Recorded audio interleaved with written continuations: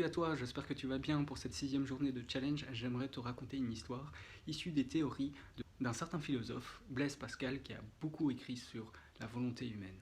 Ça t'intéresse? C'est parti. Précisons que Blaise Pascal est un professeur universitaire français qui a vécu au XVIIe siècle. La légende raconte que Blaise Pascal avait déposé sur le sol une longue planche de 27 mètres de long et 80 cm de large. Pendant 3 ans, il demande à ses 30 étudiants de passer sur cette planche de manière régulière avant d'aller à son cours. Imaginez que tous les étudiants étaient là, mais à quoi ça sert? Mais bon, c'est le professeur universitaire, on le fait. Puis vient un jour où la planche a disparu. Blaise Pascal arrive et dit « J'ai déposé la planche entre 2 tours d'une cathédrale ». Donc il va avec son groupe d'étudiants jusqu'à la cathédrale et il leur montre vraiment la planche mise entre 2 tours et leur dit « Allez-y ». Maintenant, la question est, est-ce que toi, tu aurais traversé cette planche, malgré le fait que tu as su le faire pendant 3 ans? Et est-ce que l'un de ces étudiants a vraiment traversé cette planche? La réponse est, aucun d'entre eux n'a osé traverser. Pourquoi? Quelle est la variable qui a changé entre le fait d'avoir la planche au sol et le fait d'avoir la planche entre 2 tours? Tout d'abord, prenons ce qu'on appelle la volonté.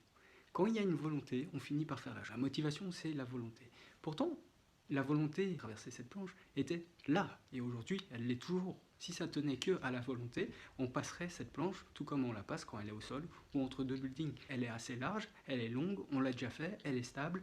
Supprimons la notion du vent, donc n'importe quel étudiant pourra le faire.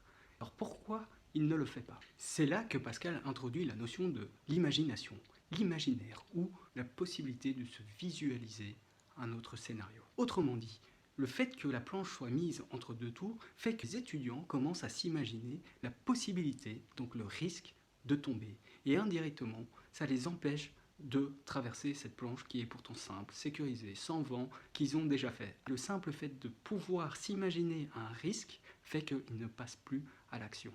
Autrement dit, si aujourd'hui vous fonctionnez uniquement sur base de la volonté pour atteindre vos objectifs, au moindre obstacle que vous imaginez négatif ou vous vous imaginez ne serait-ce qu'un instant ne pas réussir, votre volonté va disparaître. Vous allez automatiquement pas le faire ou plus passer à l'action.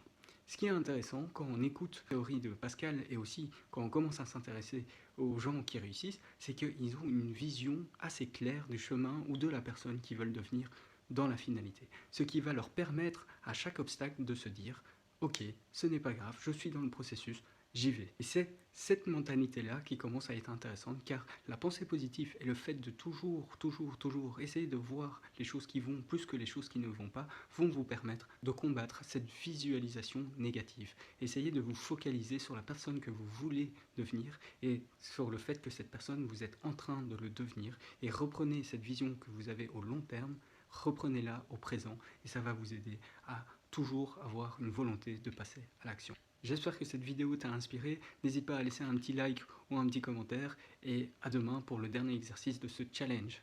Salut!